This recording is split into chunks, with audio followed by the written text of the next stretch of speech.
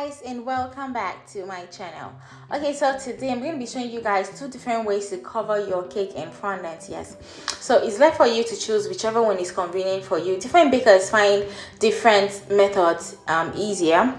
So the first one I'm going to be showing you is the overhead method, and this one is like the easiest to do, but this is not my favorite though. But this was what I used to use. This was what I learned with, and this was what I used for years, for more than 6 years actually. So, and this was what I used to cover this